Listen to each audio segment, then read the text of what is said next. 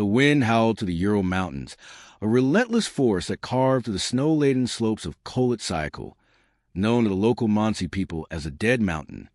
It was February 1st, 1959, and the 9 skiers, led by 23-year-old Igor Dyatlov, were no strangers to the harsh Russian winter. Students and graduates of the Ural Polytechnical Institute, they were a tight-knit group bound by their love for adventure and the pursuit of a prestigious Grade 3 hiking certification. Their laughter and camaraderie had filled the air as they set out on their 190-mile trek to Mount Otorten, their cameras capturing moments of joy, skiing through powdery snow, posing playfully for photos, and scribbling light-hearted notes in their diaries. But tonight, as they pitched their tent on the eastern slope of Kolit, an eerie silence settled over the camp, broken only by the wind's mournful wail. Igor, the group's charismatic leader, surveyed the campsite with a practiced eye. The tent was secured, albeit precariously, after they cut into the snow to create a flat platform. The slope wasn't ideal, too exposed, too steep for comfort, but Igor had reason they'd lose too much altitude retreating to the forested valley below. "We've come too far to backtrack," he'd said, his voice steady, though his eyes lingered on the darkening sky. Zinaida Kolmogorova, ever the optimist, had agreed, her diary entry from earlier that day praising the group's high spirits after watching a fuzzy Austrian film in Vizhay. Yuri Krivonischenko, the group's jester, had cracked jokes as they set up camp, while Lyudmila Dubinina, camera in hand, snapped a final photo of the team digging into the snow just before sunset. Inside the tent, the group huddled together, their breath visible in the frigid air. The temperature had plummeted to below minus 25 degrees Celsius, and the katabatic winds, fierce gusts that roared down the mountain, shook the canvas walls. Rustam Slobodin, always practical, checked their supplies, a flask of vodka, a map, a plate of salo. "We'll be fine," he reassured, though his voice carried a hint of unease. Semyon Zolotaryov, the oldest at 37 and a late addition to the group, sat quietly, his war-hardened eyes scanning the tent seams. The others, Alexander Kolevatov, Yuri Doroshenko, Nikolai Thibault-Brignol, and Georgy Krivonischenko, settled into their sleeping bags, their chatter fading as exhaustion took hold. Sometime after midnight, a low rumble shattered the stillness. The ground trembled beneath the tent, and a deafening crack echoed through the night. Snow, heavy and compact, surged down the slope in a slab avalanche, triggered by the group's earlier cut into the snowpack and fueled by the relentless winds. The tent buckled under the weight, pinning the hikers inside. Panic erupted. Igor, his heart pounding, grabbed a knife and slashed at the canvas, creating a jagged tear. "Out! Now!" he shouted, his voice barely audible over the wind. The group stumbled through the gash, some barefoot, others in socks, their instincts driving them to flee the collapsing shelter. The snow was blinding, the wind a merciless force that stung their faces.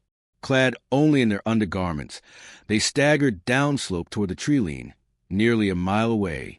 The cold was unbearable, seeping into their bones, but fear propelled them forward. Something, perhaps the roar of the avalanche, perhaps an unnameable dread, had driven them from the safety of their tent. Yuri Doroshenko and Georgy Krivonischenko reached a cedar tree first, their hands trembling as they desperately tried to start fire. The branches above snapped under their weight as they climbed for kindling, leaving burns on their palms. The small flames flickered weakly, offering little warmth against the blizzard. Meanwhile, Igor, Zinaida, and Rustam turned back, their minds fixed on retrieving gear from the tent. The slope was treacherous, the snow hiding jagged rocks beneath. Rustam stumbled, his head striking a boulder, a small crack forming in his skull. He collapsed, the cold claiming him as hypothermia set in. Igor and Zinaida pressed on, their bodies slowing, their vision blurring. They fell within sight of the tent, their bodies curled against the wind, frozen in their final attempt to return. In the ravine below, Lyudmila, Semyon, Alexander, and Nikolai sought shelter. They dug frantically into the snow, carving out a makeshift den. But the avalanche's aftermath had left the slope unstable. A second slide, smaller but no less deadly, roared down, catching them unawares. The force was catastrophic. Nikolai's skull shattered. Semyon and Ludmila's chests caving under the crushing weight, ribs snapping like twigs. Alexander's neck twisted unnaturally, his body pinned beneath the snow. The den became their tomb, their bodies left in a grotesque tableau. Weeks later, on February 26th, a search party led by student Mikhail Sherevin found the abandoned tent, its contents eerily intact. A flask of vodka, a map, a plate of salo, all untouched. The canvas was torn from the inside, footprints leading away into the snow. The searchers followed the tracks to the cedar tree, where Yuri Doroshenko and Georgy Krivonischenko lay, half-naked, their faces frozen in expressions of desperation. The fire's embers were cold, the broken branches above a silent testament to their struggle. Over the next few months, the remaining bodies were uncovered. Igor, Zenaida, and Rustin were found scattered on the slope, their bodies showing signs of hypothermia and paradoxical undressing, a phenomenon where freezing victims, delirious, shed their clothes. The ravine revealed the final four, their injuries baffling.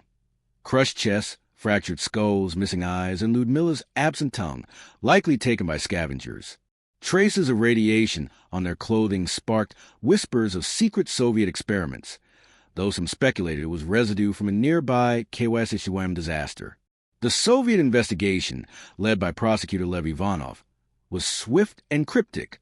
Despite early diligence, Ivanov seemed to lose interest, later claiming pressure from superiors to close the case.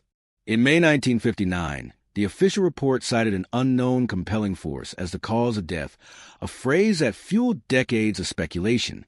The files were classified, buried in Soviet archives until the 1990s, when their release ignited a firestorm theories: UFOs, Yetis, Mansi tribesmen, military cover-ups. Lev Ivanov himself, in a 1990 article, suggested fireballs or heat rays, pointing to mysterious burn marks on nearby trees. In 2019, Russian authorities reopened the case, spurred by public demand and the Dyatlov Foundation, led by Yuri Kuntsevich, a childhood witness to the group's funerals. Prosecutor Andrei Kuryakov proposed a slab avalanche, supported by Swiss researchers Johann Gaum and Alexander Puzrin in 2021. Their computer models, inspired by Disney's Frozen, suggested a small, delayed avalanche, triggered by the group's snow-cut and katabatic winds, could explain the injuries. Video evidence from 2022 confirmed slab avalanches in the area, though skeptics like Dr. Vladimir Borzenkov argued the slope's gentle angle made it improbable. Critics also questioned why experienced hikers would flee without clothes, suggesting a deeper terror. The Dyatlov Pass incident remains a haunting enigma. The hikers' diaries and photos paint a picture of youthful optimism, yet their final moments were marked by chaos and dread. Zenaida's diary mentioned Mansi symbols on trees, sparking theories of indigenous involvement, though these were debunked. The radiation, the missing body parts, the fire's failure to save them, all feed the mystery.